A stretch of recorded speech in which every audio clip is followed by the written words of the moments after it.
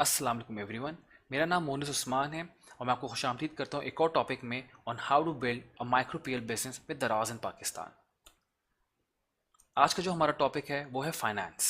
Basically दराज पे store खोलने के बाद किस तरह आपने अपने कमीशंस पे करने हैं, किस तरह आपने पेमेंट कलेक्ट करनी है और कौन से चार्जेस हैं जो आपको इनकर होते हैं। दराज की पेमेंट साइकिल क्या है, कब आपके पैसे आपको मिलते हैं, नेट पे आउट कब मिलता है, उसमें से कितने पैसे कटते हैं, क्यों करते हैं, क्या क्या पैसे कटते हैं, शिपिंग फ़ी चार्जेस क्या होते हैं, किस तरह कैलकुलेट करते हैं, और फाइनली आपकी अकाउंट स्टेटमेंट दराज सेलर सेंटर पे किस तरह उसको रीड करना चाहिए, किस तरह आप उसको पढ़ेंगे, किस तरह आपको समझेंगे, जिसके अंदर डिफरेंट टर्मिनोलॉजीज लिखी होती हैं।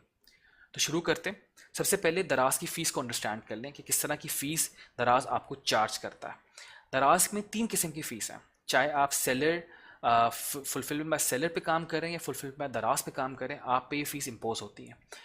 पहली होती है commission fee. Commission fee is basically एक फ़ी होती है जो जिस प्रोडक्ट को आपने जिस कैटेगरी में बेच रहे हैं, हर कैटेगरी की एक स्पेसिफिक फ़ी है, उसको कमीशन कहते हैं, दराज कमीशन, जिसको मार्केट प्लेस कमीशन भी कहा जाता है। अब उस कैटेगरी में पार्टिसिपेट करने के बाद जब आपका प्रोडक्ट सेल होता है तो उस प्रोडक्ट के सेल होने पे सर्टेन कमीशन दराज आपको चार्ज करता है, वो दराज की फ़ीस होती है। वो किस तरह होता है, जो आपकी लिस्टिंग की यूनिट है, जो आपने प्रोडक्ट लिस्ट किया है, उसकी price into the commission rate, and that is what is charge as commission fee, और दराज वो डिडक्ट करता है। अगर आप एफ के मॉडल पर हैं तो जो आपके पैसे दराज खुद कलेक्ट करता है वो उसमें से वो फ़ी काट के बाकी पैसे आपको देता है। अगर आप एफ के मॉडल पर हैं फुलफिलमेंट बाय सेलर पे, तो देन आपको इन्वॉइस किया जाता है और फिर वो पेमेंट आपने दराज को अलग से करनी होती है। दूसरा आता है आपको shipping fee. Shipping fee is basically product को ट्रांसपोर्टेशन करने में जो कॉस्ट इनकर होती है उसको शिपिंग फ़ी कहते हैं। फ्रॉम पॉइंट ए से पॉइंट बी पे जब वो जाती है तो उसको जो ट्रांसपोर्ट करने की कॉस्ट आई है, that is shipping fee. Shipping fee किस तरह कैलकुलेट की जाती है, जो उसका वेट है इनटू द शिपिंग रेट। अब शिपिंग रेट डिफर करता है, आपका डिपेंड करता है कि आपका ओरिजिन क्या है और आपका डेस्टिनेशन क्या है। ओरिजिन से मुराद कि कहाँ से वो प्रोडक्ट जा रहा है, डेस्टिनेशन कहाँ पे वो प्रोडक्ट जा रहा है। तो अगर कराची से लाहौर जा रहा है या कराची से कराची में जा रहा है तो कम चार्जेस होंगे, पर अगर वो कराची से इस्लामाबाद जा रहा है या गुजरात जा रहा है, गुजरावाला जा रहा है, तो ज़्यादा चार्जेस होंगे। तो इसकी जो पूरी एक शीट है वो हमने अलग से शेयर की है। सिमिलरली जो मार्केट प्लेस की कमीशन स्ट्रक्चर की शीट है वो भी मैं अलग से आपके साथ शेयर करूँगा। उसमें सारी कैटेगरीज़ के सारे कमीशन स्ट्रक्चर्स दिए हुए हैं, शिपिंग फ़ी के अलग से रेट्स दिए हुए। फाइनली हमारे पास आता है payment fee. Payment fee is basically जो दराज आपका कैश कलेक्ट करता है उसको हैंडल करने के चार्जेस। जो आपका डिलीवर करा, कैश ऑन डिलीवरी का मॉडल होता है। जब आपका प्रोडक्ट डिलीवर होता है तो वो कैश कलेक्ट करता है और वापस लेकर आता है अपने सेलर सेंटर पे और फुलफिलमेंट सेंटर पे, और वो आपके अकाउंट में पे ट्रांसफ़र किया जाता है। तो उसको हैंडल करने के चार्जेस इज़ कॉल्ड पेमेंट फ़ी। इसकी कैलकुलेशन क्या होती है, जो यूनिट प्राइस है इंटू 1% और 1.25% डिपेंडिंग ऑन कैटेगरी किस में आप काम कर रहे हैं। अच्छा जी, आगे बढ़ते हैं। दराज पेमेंट साइकिल। पेमेंट साइकिल समझना बहुत ज़रूरी है। दराज पेमेंट साइकिल आपको ये बताता है कि कब आपकी पेमेंट आपको मिलेगी। एफ मॉडल के लिए तो ये बहुत ही ज़्यादा ज़रूरी है, क्योंकि दराज एफ मॉडल पे दराज ही सारे आपकी डिलीवरीज करता है और आपके बिहाफ पे सारे पैसे कलेक्ट करता है। कलेक्ट करने के बाद आपको पेमेंट्स करता है। अब महीने में इनकी 2 पेमेंट्स होती हैं, बाय मंथली बेसिस पे ये लोग पेमेंट्स करते हैं। पहली जो होती है वो फर्स्ट जो 15 डेज़ की होती है, और सेकंड जो होती है लेटर 15 डेज़ की होती है। अगर आपका ऑर्डर, कस्टमर का जो ऑर्डर आया है वो फर्स्ट से लेके 14th ऑफ द मंथ को आया है, तो जो आपको पेमेंट होगी उसकी वो 20 से 30 तारीख तक की होगी। और जो सेकंड पेमेंट साइकिल होती है वो इस तरह काम करती है, अगर आपको ऑर्डर आया 15 से लेकर 30 तारीख तक या 31 तारीख तक, तो जो नेक्स्ट मंथ की पहली या 10 है उसमें जाके आपको उसकी पेमेंट मिलती है। इसके पीछे साइंस ये होती है कि अगर आपको जो महीने में 2 साइकिल इन्होंने बनाई, एक तो आपकी पेमेंट नहीं फंसती और आपके पास पेमेंट वेरी रेगुलरली आ रही होती है, हर 2 हफ्ते में आपके अकाउंट में पैसे डिपॉजिट कर दिए जाते हैं। दूसरा, जो ये बीच में डिले लेते हैं, अगर कस्टमर का कोई कैंसिलेशन आई है या रिफंड आया है तो वो इसमें एडजस्ट होकर आता है। तो ये 2 मंथ की साइकिल चलती है, 15 दिन की साइकिल होती है जिसमें आपके अकाउंट में पैसे आ रहे होते हैं। तो 14th डे, फर्स्ट से 14 में जो ऑर्डर्स आते हैं उनकी जो पेमेंट होती है वो 20 से 30 के बीच में होती है। तो ये 14th डे के बाद आपके पास पैसे आ जाते हैं। In case of public holidays, अगर पब्लिक हॉलीडे आ जाए या वीकेंड आ जाए तो नेक्स्ट वर्किंग डे पे आपकी पेमेंट प्रोसेस होती है। तो दिस इज़ हाउ आपकी पेमेंट साइकिल काम करती है। अब अगर हम लोग बात कर लें कंप्यूटेशन ऑफ पे आउट विच इज़ नेट पे आउट, इसका मकसद ये होता है कि आपको पैसे कितने मिलते हैं आफ्टर ऑल द डिडक्शंस। तो सबसे पहले तो जो मेट्रिक आता है वो आता है यूनिट प्राइस का, जो आपने खुद मेंशन की होती है कि मैं प्रोडक्ट इस प्राइस पे बेचना चाह रहा हूँ। उसमें से माइनस होता है आपका कमीशन, जो दराज का मार्केट प्लेस का कमीशन है बेस्ड ऑन योर कैटेगरी। उसमें से माइनस होता है आपके पेमेंट फ़ी। बेसिकली पेमेंट फ़ी वो होती है जो दराज आपकी कैश हैंडलिंग की चार्जेस होता है। उसमें से माइनस होती है आपकी shipping fee. Shipping fee is basically जब आपको ट्रांसपोर्टेशन कॉस्ट आती है आपके प्रोडक्ट की। And finally VAT which is a tax, value added tax आपका डिडक्ट होता है based on the commission and the shipping fee जो आपको चार्ज हुई है। अब आपका जो पे आउट बनता है इक्वल्स टू, वो होता है unit price minus commission minus payment fee minus shipping fee minus VAT VAT, और उसमें बाद जो पैसे बचते हैं वो आपको पे आउट होता है। This is how the computation of पे आउट एक्चुअली वर्क्स। फिर हम लोग बात कर लेते हैं शिपिंग फ़ी चार्जेस की। अब शिपिंग फ़ी चार्जेस किस तरह चलते हैं और ये किस तरह काम करते हैं। अब देखिए, डिपेंड करता है कि आपका प्रोडक्ट आप कहाँ पे रिसाइड करते हैं, आपका प्रोडक्ट कौन से वेयर हाउस में, कौन से शहर में है।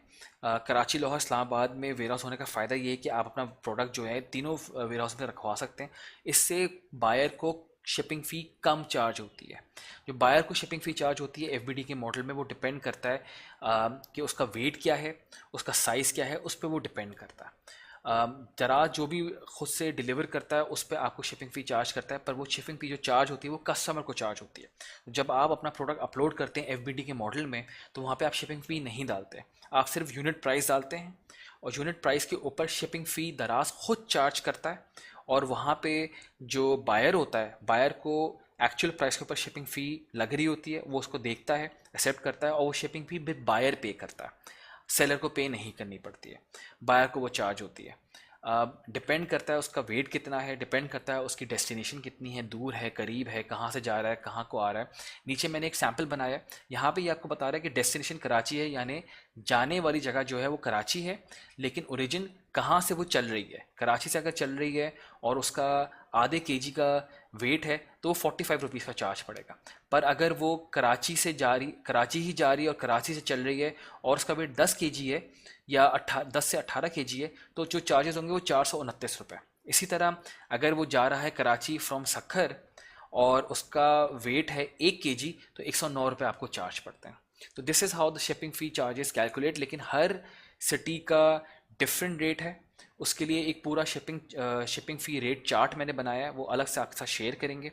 उसमें आप देख सकते हैं कि आपका ओरिजिन और डेस्टिनेशन की बेस पे कितना आपको चार्ज पड़ेगा on the basis of weight as well. अब हम लोग बात करते हैं कि आपकी जो अकाउंट स्टेटमेंट है वो उसको किस तरह देखना है, वो किस तरह नज़र आती है, किस तरह उसको एक्सेस करते हैं, उसमें कौन कौन से डिफरेंट चीज़ें जो आपको देखनी पड़ती हैं, समझने की ज़रूरत है, और टर्मिनोलॉजीज़ क्या क्या है। एक लाइव अकाउंट स्टेटमेंट देखते हैं।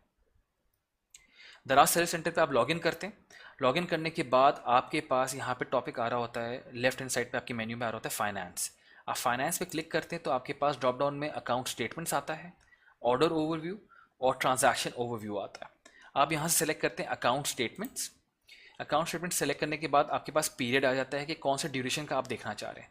आप इस पर ड्रॉप डाउन पर क्लिक करते हैं और यहाँ पे आपके पास सारे 15 दिन के जो पीरियड्स हैं वो नज़र आ रहे होते हैं। अब जैसे ये है, टॉप पे आ रहा है 15 जुलाई से 31 जुलाई, या उससे पहले 1 जुलाई से 14 जुलाई। तो हम लोग लेटेस्ट लेते हैं। लेटेस्ट सेलेक्ट करने के बाद आपकी यहाँ पे स्टेटमेंट अपेयर होती है। ये अभी नॉट पेड आ रही है, यहाँ पे इसको पढ़ना मैं आपको सिखा देता हूँ। Opening balance from previous statement is zero, यानी मेरे पिछले जो था वो सारा क्लियर है, अभी जो फॉरवर्ड हुआ है वो जीरो है। आइटम चार्जेस जो मैंने चार्जेस हुए थे, जो मैंने यूनिट प्राइस चार्ज की थी कस्टमर्स को, वो टोटल बनी है 8,80,727 रुपये। उसमें से क्लेम्स ज़ीरो है। अदर क्रेडिट जो है ये ऐड हो रहे हैं, जो ये पेमेंट कलेक्ट की है बायर से, विच इज़ 8,487 रुपीज़। दराज फीस माइनस हो रही है और उसके अलावा VAT भी माइनस हो रहा है। तो जो पॉजिटिव में फिगर्स हैं वो ऐड होती हैं, और जो नेगेटिव में फिगर्स हैं वो उसमें से माइनस होके जो आपको सब टोटल आ रहा है वो आ रहा है 8,30,909 रुपीज़ 70 पैसे। ये मेरे अकाउंट में डिपॉजिट होंगे। क्योंकि 15 तारीख का मैंने जनरेट किया, तो ये 20 से 30 तारीख के बीच में महीने की मेरे अकाउंट में डिपॉजिट हो जाएंगे, और फिर मेरी उस ड्यूरेशन में जो ऑर्डर्स आ रहे होंगे वो नेक्स्ट साइकिल में चले जाते हैं। अब यहाँ पे जो ये टर्म्स लिखी हुई हैं, item charges, claims, other credit, दराज फीस, ये जो है यहाँ पे एरो पे आप क्लिक करते हैं तो ड्रॉप डाउन खुल जाता है और आपको सारे चार्जेस के ब्रेक डाउन दिखाता है। ब्रेक डाउन पे जो टर्मिनोलॉजीज़ हैं वो समझना बहुत ज़रूरी है, क्योंकि बहुत डिफ़िकल्ट टर्मिनोलॉजीज़ लिखी होती हैं। आप कभी कभी कंफ्यूज हो जाते हैं अपनी स्टेटमेंट पढ़ते हुए कि इस टर्मिनोलॉजी का मतलब क्या है। तो हम हर टर्मिनोलॉजी को डिटेल में देख लेते हैं।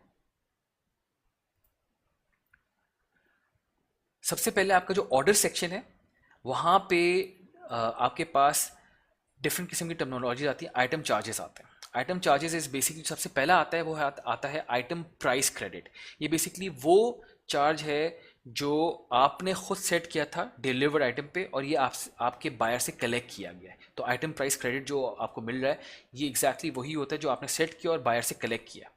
फिर आपके स्टेटमेंट में लिखा होगा promotional charges general, promotional charges bundles या प्रमोशन चार्जेस वाउचर्स। ये तीन है, ये प्रमोशनल डिस्काउंट्स होते हैं जो सेलर या आप अपनी तरफ से देते हैं ऑन डिलीवर्ड आइटम। तो ये जो चार्जेस होते हैं ये आपको चार्ज होता है बेस्ड ऑन आपने क्या डिस्काउंट दिया था। फिर आपके पास आता है क्लेम्स का हेडर। क्लेम्स के अंदर आता है other credit which is shipping fee या पेड बाय कस्टमर्स। ये वो चार्ज होता है जो शिपिंग फी बायर को चार्ज हुआ था बेस्ड ऑन उसके ऑर्डर पे और ये बायर से कलेक्ट किया गया है। तो कितना कलेक्शन था वो यहाँ पे लिखा आ रहा होगा shipping fee paid by customers के हेडिंग के नीचे। फिर फाइनली आपका आता है ऑर्डर्स के अंदर दराज फीस। दराज फीस जो फीस आपको चार्ज हुई है आपके ऑर्डर्स पे। पहले तो आपका कमीशन आता है। कमीशन एग्जैक्टली वही जो हमने पहले डिस्कस किया, आपकी कैटेगरी पे डिपेंड करता है कि आप कौन सी कैटेगरी में काम कर रहे हैं और उस पर कितना कमीशन चार्ज हो रहा है। कमीशन रीबेट एक बेसिकली नई प्रमोशन स्टार्ट किए दराज ने स्मॉल सेलर्स के लिए। अगर वो अपना टारगेट अचीव करते हैं तो उनको कमीशन पे कुछ रिलैक्सेशन मिलती है, कुछ छूट मिलती है। वो हम पे अप्लाई नहीं करती, वो बहुत छोटे सेलर्स पे अप्लाई करती है, just a promotional offer. Payment fee जब आपका कैश जो हैंडल कर रहे होते हैं उसकी जो फ़ी होती है वो आपको चार्ज होती है। उसके बाद आपके पास आती है शिपिंग फ़ी। अगर शिपिंग फ़ी दराज ने कोई कैंपेन चलाई थी जहाँ पे फ्री शिपिंग था और वो रीइंबर्स करेगी हमको, तो वो शिपिंग फ़ी यहाँ से आती है। ऑटोमेटिक शिपिंग फ़ी जो चार्ज होती है सेलर को। अगर कोई फ़ीस ऐसी है जहाँ पे सेलर को चार्ज हुई है तो वो यहाँ पे दराज फीस में डिडक्ट होती है। आगे हम डिस्कस करते हैं रिफंड्स के बारे में। रिफंड्स के अंदर डिफरेंट टर्मिनोलॉजीज आती हैं। सबसे पहले आता है दराज फीस। अब यहाँ पे रिफंड्स का मकसद है कि प्रोडक्ट्स जो आपको रिटर्न हो रहे हैं, रिटर्न होने में जो चीज़ें आपको टर्मिनोलॉजीज आपको फेस करनी पड़ेंगी वो इस तरह की आएंगी। जहाँ पे आपके पास आता है reversal commission. Reversal is basically commission, जब आपका रिफंड होता है तो ये कमीशन आपको रिवर्स कर देते हैं। एडजस्टमेंट कमीशन या एडजस्टमेंट पेमेंट फ़ी, ये बेसिकली वो फीस होती है जो मिस कैलकुलेट हो जाती है बाय मिस्टेकन। आपको अगर डिलीवरी मार्क हो गई थी या कैश हैंडलिंग फ़ी में कोई मिस्टेक हो गई थी तो ये आपको रिवर्स कर देते हैं। फाइनली पेमेंट फ़ी क्रेडिट। पेमेंट फ़ी क्रेडिट तब होता है अगर आपका प्रोडक्ट रिटर्न हुआ और जो प्रोडक्ट को हैंडल करने के चार्जेस थे वो आपको वापस कर देते हैं। क्लेम्स में आ जाता है लॉस एंड डैमेज क्लेम्स और other claims. Loss and damage claims होता है जब जो पेमेंट आपकी डैमेज आइटम्स या एफबीडी के मॉडल पे जो आपकी इन्वेंट्री रखी थी वो खो जाती है या वो डैमेज हो जाती है तो वो आप क्लेम करते हैं, तो वो लिखा आएगा लॉस एंड डैमेज क्लेम्स और वो आपको रिफंड होती है। अदर क्लेम्स एंड रिटर्न, अगर सिर्फ आपकी पेमेंट डैमेज आइटम्स की है तो वो यहाँ पे अगर आप फुलफिलमेंट बाय सेलर पे काम करते हैं, एफबीएस पे काम करते हैं और आपका आइटम रिटर्न होता है तो वो डायरेक्ट दराज के वेयर हाउस जाता है, तो उसकी जो क्लेम फ़ी है वो यहाँ से नेगेटिव हो जाती है। फिर आता है आपका आइटम चार्जेस। आइटम चार्जेस में आपके पास है रिवर्सल आइटम प्राइस। बेसिकली जो रिफंड में आइटम चार्जेस है, रिवर्सल आइटम प्राइस में जो आपकी यूनिट प्राइस है अगर वो रिटर्न होता है तो ये आपको रिवर्सल लगता है। एडजस्टमेंट आइटम चेंज, अगर आपका आइटम जो डिलीवर हुआ है वो मिस्टेकनली मार्क कैंसिल हो जाता है या डिलीवर हो जाता है, डिलीवरी उसकी फेल हो जाती है तो उसको एडजस्टमेंट होके वो आपको चेंज वापस मिलता है। फिर आता है आपका again reversal promotion charges general, reversal promotion charges vouchers. ये वो वाउचर्स हैं जो दराज ने, जो सेलर ने अपने प्रोडक्ट्स पे डिस्काउंट्स दिए थे आगे, लेकिन क्योंकि अब रिफंड हो गया तो ये रिवर्सल हो जाता है और ये चार्जेस आपसे वापस हट के आपको जो चार्जेस लगे होते हैं वो आपको वापस रिफंड हो जाते हैं। पेनल्टीज़ बहुत इंपॉर्टेंट है। Fake RTS, ready to ship, लेकिन ये सिर्फ काम करता है फुलफिलमेंट बाय सेलर के मॉडल पे। अगर आपने फेक ऑर्डर्स डाले हैं और आपका सिस्टम डिटेक्ट कर लेता है तो आपको उस पर पेनल्टी चार्ज होती है। अगर ये पेनल्टी गलत चार्ज हुई थी तो ये आपको रिटर्न कर देते हैं। रॉन्ग गुड्स डिलीवर्ड, ये पेनल्टी होती है फॉर गलत आइटम अगर आपने डिलीवर कर दिया है, आपने बाय मिस्टेक गलत आइटम आपका डिलीवर हो गया है। एफबीडी पे ये अप्लाई नहीं करता, एफबीएस पे अप्लाई करता है। अदर्स एडजस्टमेंट्स, अगर कोई और कमीशन का रिवर्सल हुआ है, मिस्टेकनली आपको ज़्यादा चार्ज हो गए, तो आपको इसमें एडजस्टमेंट होती है। अदर डेबिट्स, अदर प्राइस के कोई अगर गलती से कोई भी आपको चार्जेस आ जाते हैं तो वो यहाँ से रिटर्न होते हैं, तो अदर डेबिट्स के रिटर्न्स के हेडर के नीचे आते हैं। फाइनली हमारे पास जो थर्ड हेडर आता है वो आता है 3PL services and other services section. 3PL से मतलब होता है third party logistics. Third party logistics are basically Daraz के अलावा जो आप डिलीवरी ऑप्ट करते हैं, जिसमें आपका अपना डिलीवरी मॉडल आ सकता है। दूसरे जो मॉडल्स काम करें पाकिस्तान में, जिसमें TCS आता है, ब्लू एक्स आता है, और भी बहुत सारे लेपर्ड्स आता है, बहुत सारे डिलीवरी पार्टनर्स, अगर आप उनके साथ काम करें और वो रिटर्न हुआ है तो उसकी जो कैश हैंडलिंग फ़ी थी वो रिवर्सल हो जाती है। उसके अलावा वो एडजस्टमेंट अदर्स के अंदर आता है। अदर सर्विसेज, अगर एडजस्टमेंट अदर्स है, जैसे लॉस एंड डैमेज आइटम्स आ गया आपके एफबीडी मॉडल पे, एफबीडी आइटम पे, तो वो आपको एडजस्टमेंट होकर आती है। अदर सर्विस फ़ी, अगर आपकी जो स्टोरेज फ़ी है वो डिडक्ट होती है आपके पे आउट से, और वो अदर सर्विस फ़ी में लग कर आती है। तो इस तरह आपकी मैंने तीनों जो हेडर से मैं आपको एक्सप्लेन किया कि आप अपनी स्टेटमेंट कैसे पढ़ते हैं, क्या आपको चार्जेस लगते हैं, क्या आपको कमीशन लगते हैं, क्या आपके पे आउट्स होते हैं और कब कब आपके पे आउट्स होते हैं।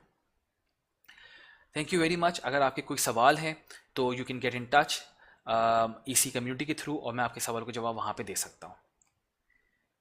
अब जो हमारा नेक्स्ट टॉपिक है वो again very interesting, seller ratings and reviews, dos and don'ts on Daraz. क्या चीज़ें हैं जो आपको रेटिंग्स देती हैं और आपको रिव्यूज़ देती हैं, और क्या करना चाहिए और क्या नहीं करना चाहिए, तो ये हम लोग नेक्स्ट टॉपिक में डिस्कस करेंगे। Thank you very much. अल्लाह हाफिज़।